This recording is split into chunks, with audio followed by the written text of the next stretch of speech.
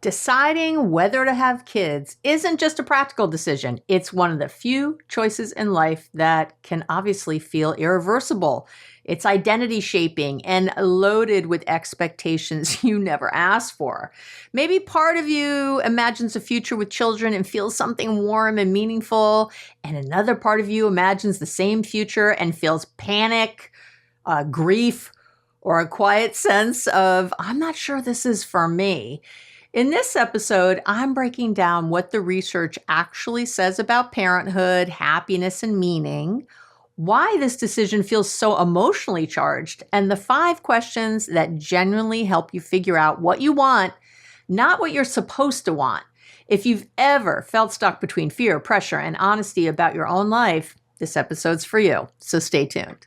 Hey, I'm so glad you're back with me on the podcast. I'm Dr. Abby Medcalf, of course, and this is a good discussion today.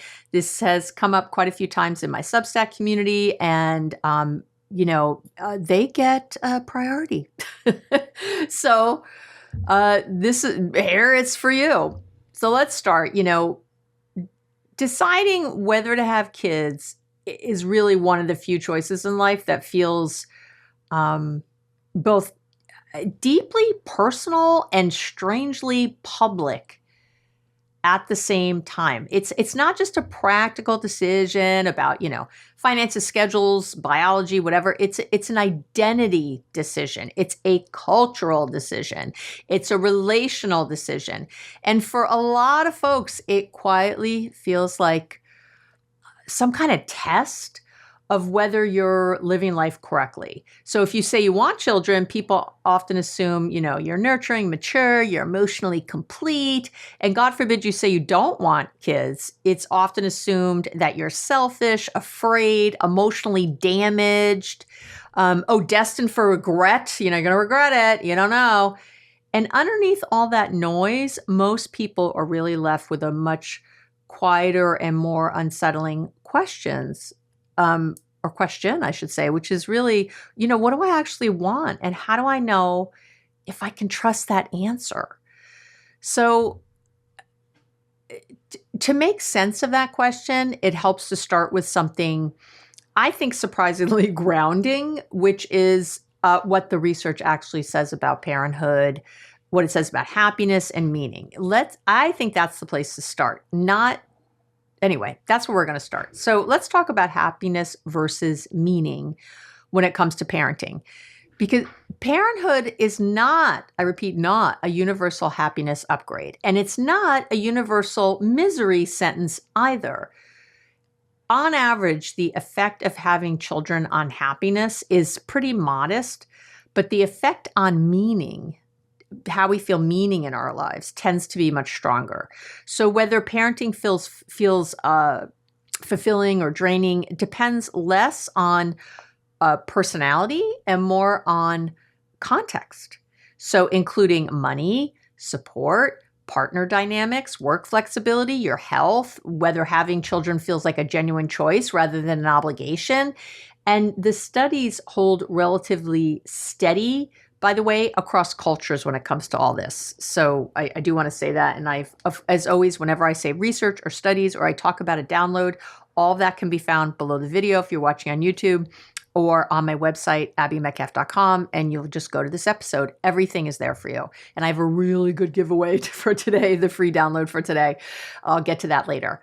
So a lot of studies show that parents often experience more, which is not going to be a surprise, more daily stress, fatigue, and negative emotion than non-parents. I mean, across the board. And that makes sense, right? Mostly that's what you see, especially, of course, during the years when kids are young, when children are young. Mothers in particular tend to carry a disproportionate share of emotional labor, logistical labor, and that strongly affects women's well-being. And at the same time, parents often report a stronger sense of meaning and purpose in life. So even though, again, like happiness, day-to-day happiness doesn't feel as good a lot, that purpose in life, that meaning, that like satisfaction feels different. So and I want you to remember as we're talking about all this that meaning and happiness again are not the same thing. Okay, so just to be really clear, the psychological research shows that a meaningful life and a happy life, of course, overlap, but they are distinct experiences with very specific and different emotional patterns. So, a simple way to think about it to me is this: happiness is about kind of how you feel during your day, and meaning is about how you feel about your life. Okay, so how you feel in your day is kind of your happiness level. How you feel about your life as a whole is your meaning level. And children, again, increase meaning without necessarily increasing day-to-day happiness. So, and that doesn't make parenthood good or bad, but it definitely makes it complex. And complex decisions, to me, require better questions than do I want kids or not? Like, should we have them or not? And even if you're asking should, I get out of that. So let's go over them. These are, to me, the 5 questions to ask yourself before deciding to have kids, and obviously maybe a partner. Question 1 revolves around reality versus identity. So that first question is whether you want the reality of parenting or the identity of being a parent. I find that people twist this quite a bit and it makes them miserable. A lot of people imagine parenthood in very symbolic terms. In your head, it might sound like, I love the idea of holidays with kids. Oh, we're going to do this and that. I want to feel like a real family. Or, I don't want to miss out on that experience. These are the kinds of things I hear. And those thoughts are understandable. I got you. But they're not about the mechanics of parenting. They're about the meaning and the image of it. A more honest version of the question sounds like, do I actually want the daily structure of parenting? So that could sound like, do I want years of interrupted sleep, endless logistics, school emails, emotional regulation, financial responsibility, and the mental load of anticipating everyone else's needs?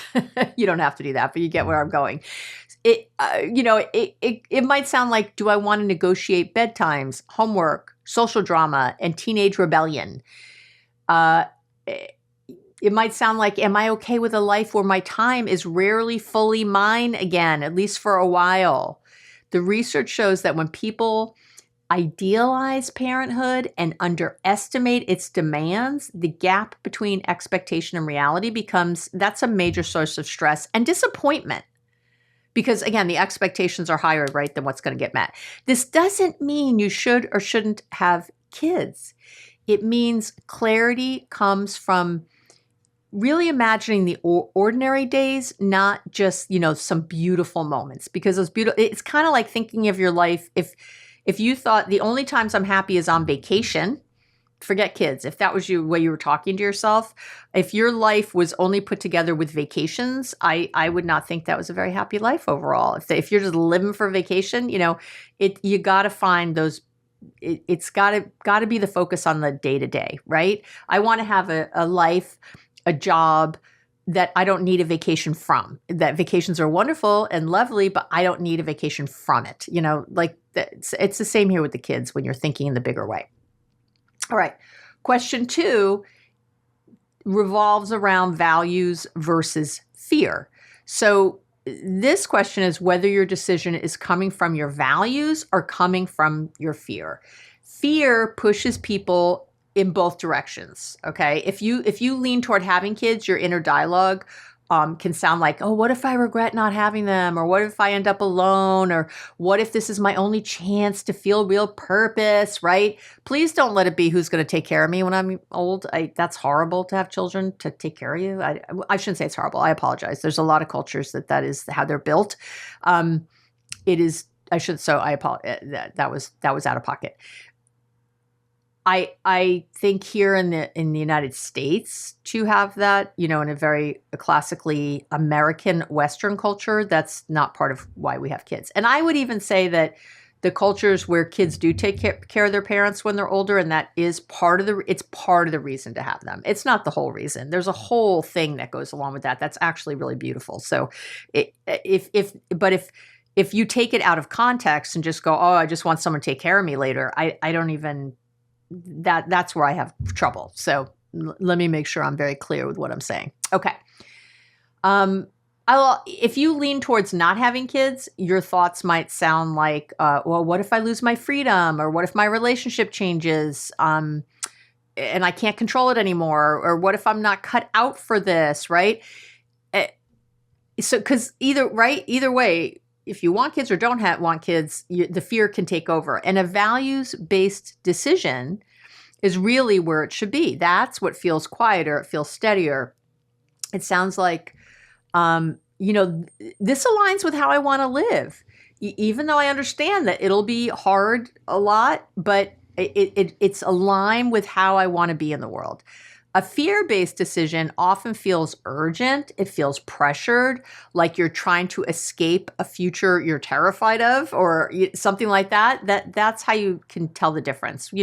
I've talked a lot on the podcast about how to know if you're coming from love or fear. And I did an episode on how to trust your gut, which I will, I'm writing myself a note. I'll link to. Okay. So what do I want to say? I want to say that psychologically driven. No, what do I want to say? I want to say, let me say it another way. Sorry. Psychologically, I'll say it that way. Decisions driven primarily by fear tend to predict lower long-term satisfaction in major life choices. We know this from the research. You don't need perfect certainty, but you do need to notice whether your decision feels like alignment or escape. Okay? That's very, very real. I say a lot, you want to take action from inspiration, not negative motivation. And I would put this squarely in that category. Okay.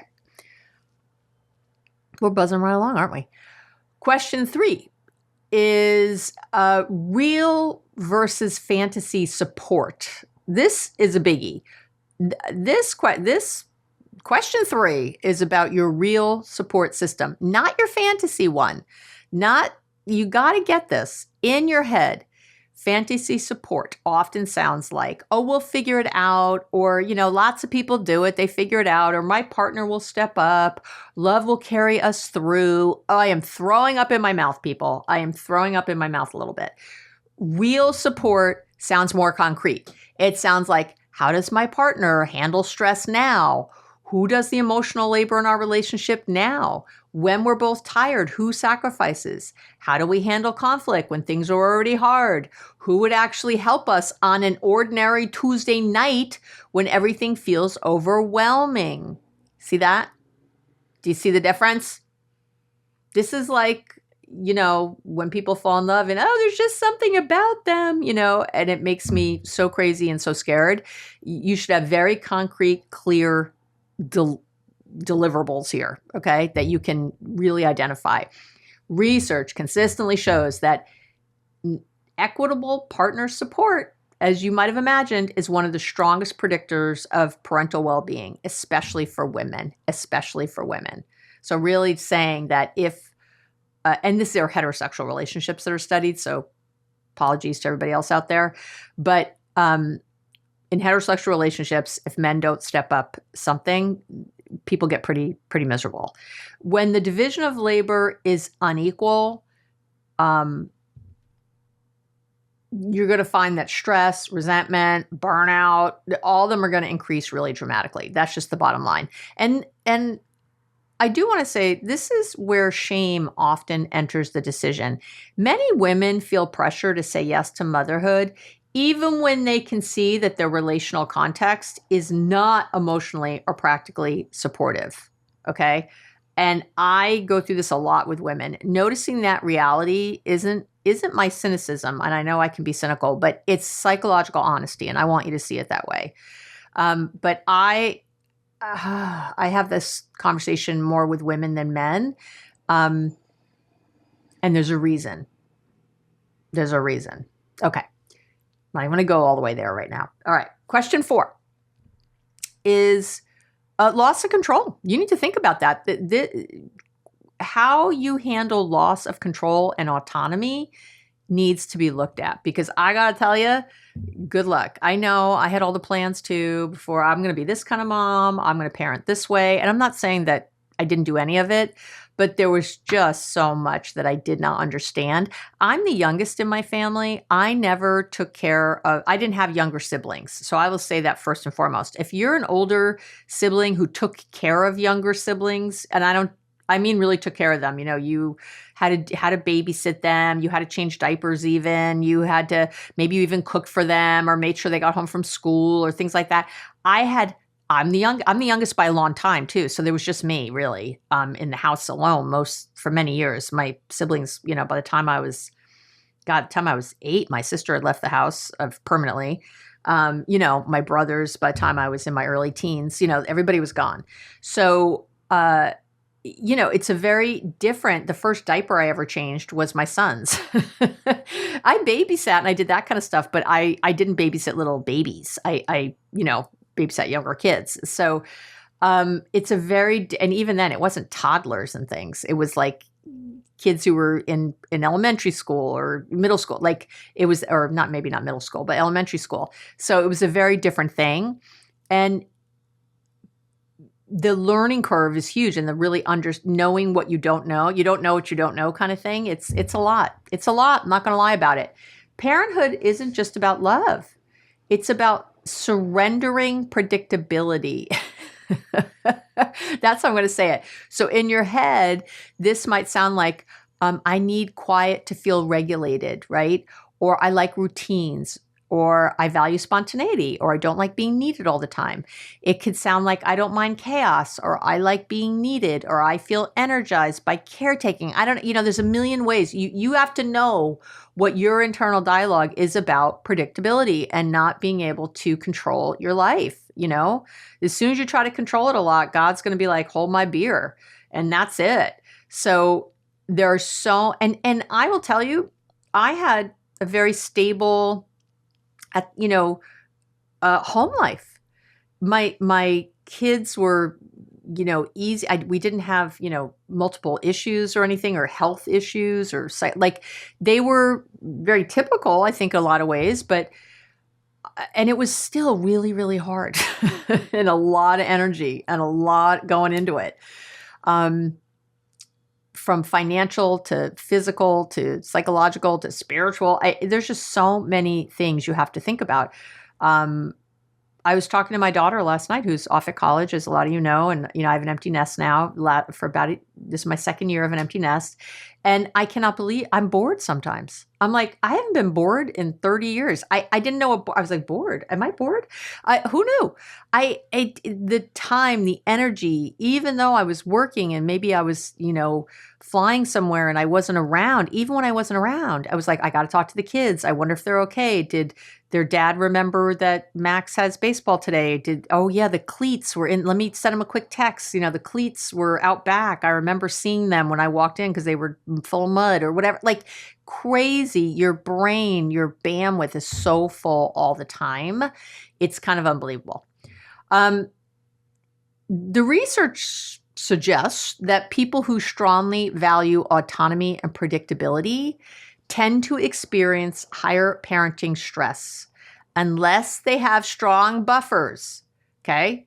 So I'm going to be really clear. And there's a lot of research on this.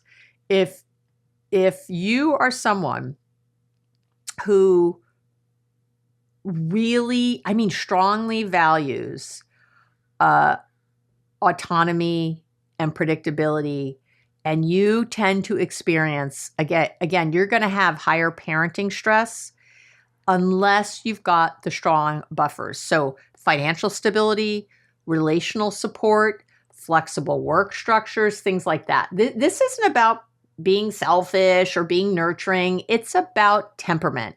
Some nervous systems thrive in caregiving environments. Others feel chronically dysregulated by them. And there should not be judgment about this. And I'm so happy we live in a world finally where women don't just have to have kids, where we actually, well, in some of the world, but where there's so much choice now, because not everybody's meant to be a parent, and you're just not everybody's meant to be a parent, and it shouldn't be that you're just supposed to do it or have to do it. Especially if you're going to be chronically dysregulated. This is why my field, that I will never not have work, people. I will never not have work because of the problem with really bad parents out there, people who should not be parents. And not even the ones that are the worst. There's some that are just not great, you know? There's a lot of levels. So the fact that you're even listening to this and deciding, to me, means if you do choose it, you're probably going to be better than 90% of parents, because you're going to be so thoughtful about parenting, which is great. But I just want to say again, neither is morally superior. Having someone who's really good at caretaking or someone who gets dysregulated by things really easily, there's no moral superiority here. There's no higher ground, okay? But pretending otherwise, that it doesn't matter, I think is psychologically costly. That's the problem. Okay, so it does matter, and it is something to think about. I got a lot of neurospicy folks I work with and have worked with and are in my Substack. And, it is something to really think about when you think about this, or even maybe the number of kids you would have, or how you would have all of it. There's so many choices these days around this. Think well on it. Question 5 is, where's your meaning? That's what I'm calling question 5. This question is, I want you to think about where meaning will come from in your life, either way. Either way. Parents, again, often report greater meaning in their life, even when they're not happier. And the research also shows that non-parents can experience deep meaning, of course. But it's when they intentionally cultivate connection, contribution, creativity, purpose. Everyone should be doing this. I don't think your kids should be your only meaning in life either. That's a problem. That's when we end up with a lot of dissatisfaction, disappointment. So in your head, it might sound like, if I have kids, will they become the center of my identity? That's a good question to ask yourself. Or if I don't have kids, will I feel adrift? If children become my only source of meaning, what happens when they grow up, pull away, or disappoint me? This is the stuff to think about. It can't even just be, well, I want my legacy and passing on whatever and this feeling and blah. Like, be clear about it. I am so grateful that I never gave up my work. I've always had my work, and it's been more and more fulfilling over the years. And by the way, I believe, and my children have agreed, I've asked, make me a better parent. What I model for them, how I show them what it means to help others, to be part of a larger community. I get a lot of meaning from that. I get so much meaning from this podcast. I cry half the time at the end. That's real. I feel this connection. I mean, how amazing. Now, I love and adore my kids. I'm so glad I have them. But I know I could have had a very happy, meaningful life without them. I do. You could think whatever you want to think about that. I do. I know people are like, oh, but wouldn't you would have regretted it? You don't know what you're missing. That's such bullshit. Please stop saying that to people, and please stop thinking it. It's like fish who don't know they're wet. Who cares? If you're happy, what does it matter? If you have meaning, what does it matter that I didn't get this other meaning? I don't know what you're talking about when people say that. I think it's so nuts.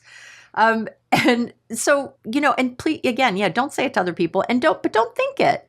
If you're thinking, oh, the only, and I see this because people go to great lengths to have children, will spend years and years, money after money, with IVF and things like that, which I'm not down on. Do it if that's what you want to do. But I'm just saying, like, I hear people like, if I can't have kids, I don't know why I'm alive, things like that. That really worries me. What worries me more? If they do have kids, that kid has a lot of pressure on them. That's a lot of pressure. I'm the only reason my mom or dad feels like they have meaning in their life. Yikes. You are going to take that out on that kid, and it's not going to be good. Okay? Because they're not going to be the dream child you thought of, or you're going to be creating that with them in a way where they later are probably going to hate you. I'm going to say that. They are. I know because I meet with these kids all the time. They're now adults and they're paying for therapy and not talking to you very much. Or when they do, they're furious. So children can be a source of meaning, but they can't be the only source of meaning without emotional consequences for everybody involved. Okay? For everybody involved. A psychologically healthy life with or without children requires multiple sources of purpose, right? So yeah, I don't just have my work. I have my friends. I have my partner. I've got, right? You know, you can have your religion. You could have, there's so many, you could have your workout buddies. Gary has a softball team, you know, like there's so many places we find meaning. You know, I've talked about Gary doing these Spartan races and he did triathlons for years and things. These were things in his life that gave his life meaning. You could look on the outside and go, well, how does that give you meaning? That's so shallow, or I don't know what, but it does. It brought him great feeling, great depth, great, all kinds of things. Helped his physical health, his psychological health, his spiritual health. I don't know what to tell you. I don't think we should judge anyone else's, you know, ways that they create meaning unless it hurts somebody. If it hurts somebody, then I judge you. But if it's not hurting other people, then I'm down. So, and I'm going to say this, there's something people rarely admit to themselves, but that needs to be discussed here. And that's resentment. Would you resent doing everything yourself or losing career momentum is something you have to think about? Because you're gonna both, no, men don't lose much career momentum, but women do. And you got to think about that. Would you resent the financial pressure? Okay. I would be a much wealthier woman without children financially, you know, money-wise, right? Dollar-wise.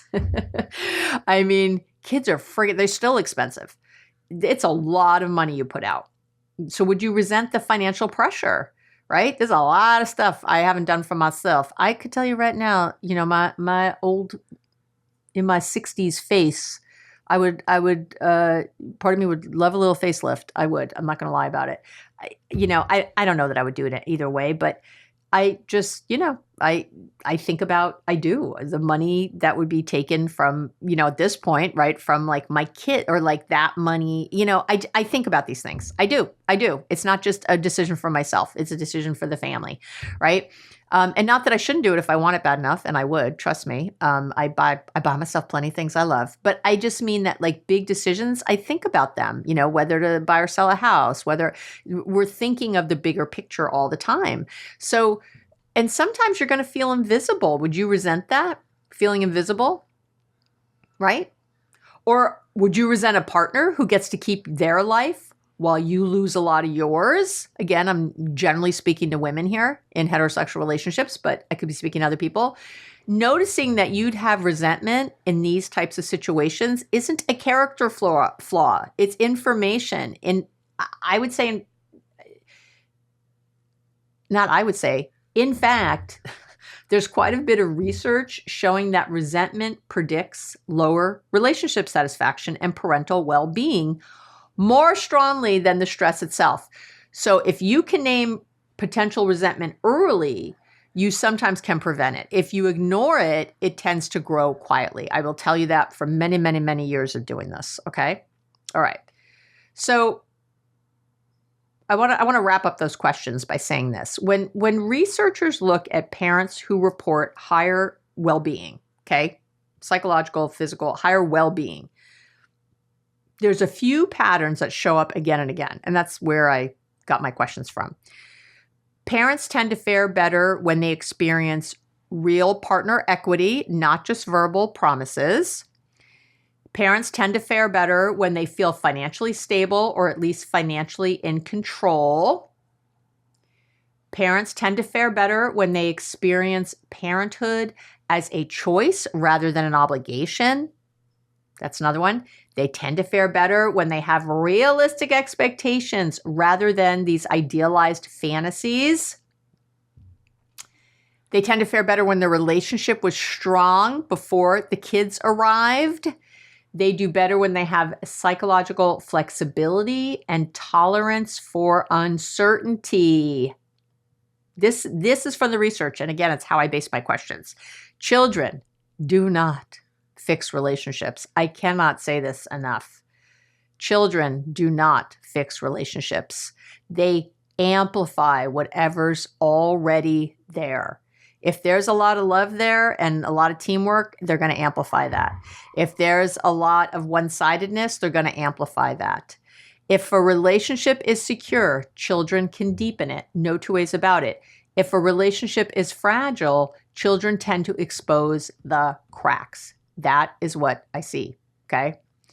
And I do want to say something about freezing eggs, because I think we need to, you can skip to the next chapter if you're watching the video, if you don't want to hear about eggs. But, to freeze or not to freeze is something, I don't think today's conversation could be complete without discussing the idea of whether you should freeze your eggs, or at least talk about it. On the positive side, egg freezing can extend reproductive options. It reduces that time pressure, that ticking clock for women who aren't ready to decide yet. For some women, freezing eggs reduces anxiety, creates like a psychological breathing room, I call it. But there are important limitations, okay? Egg freezing isn't an insurance policy. There's a lot of professional guidelines around this, but the guidelines emphasize uncertainty and variable success rates. Many women never use their frozen eggs, and outcomes vary widely depending on age, health, for a bunch of fertility factors. And there are medical risks that exist, including complications from ovarian stimulation and retrieval. The costs are significant and ongoing, including procedures, medications, storage, obviously potential future IVF. And there's also a psychological risk, I think, that rarely gets discussed, that I discuss a lot with my clients. Egg freezing can be empowering, of course, but it can also become a way to postpone a decision that feels emotionally overwhelming. The honest question isn't, should I freeze my eggs? It's, am I using this to buy time to think or to avoid thinking? And that's what I believe you need to think about. If you're listening to this and still feel torn, to me that makes sense. Because the decision isn't just intellectual, it's emotional, it's relational, it's practical, it's all the things, right? Actually, this is a good time to tell you. So the free download I have for today is called the Kids Decision Snapshot.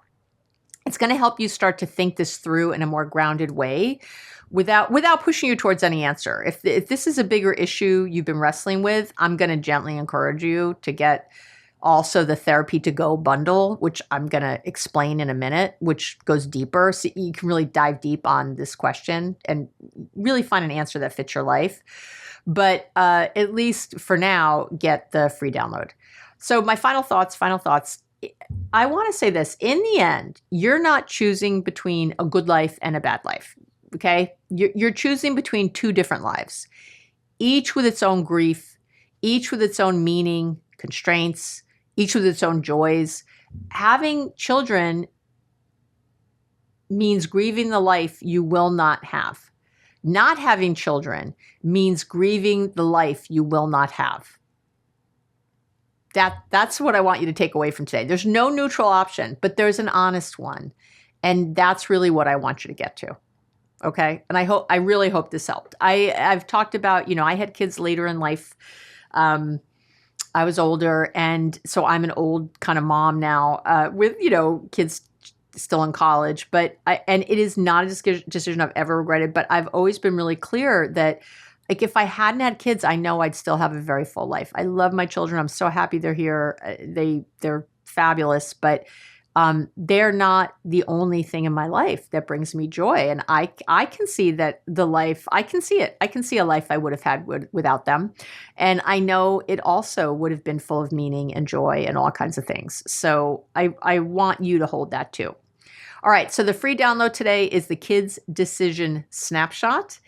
And if this is a big thing for you, if you're sitting there like, Abby, I need more, oh my gosh, I still don't know, whatever, I have a Therapy to Go bundle.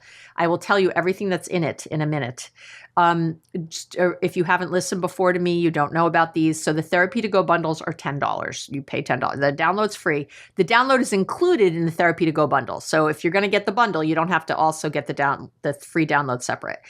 Having said that, if you are in my Substack community, which is $8 a month, you get the Therapy to Go bundle for every single episode for only $8 a month. Plus you get live Q&As with me. You get the podcast without ads.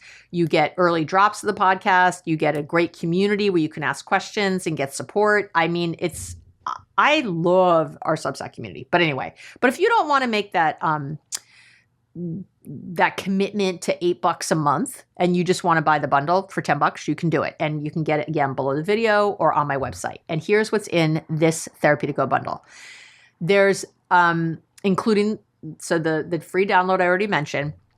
There's also the Parenthood Decision Map. It's kind of a deeper therapy level framework to help you think clearly about whether you want kids. Okay.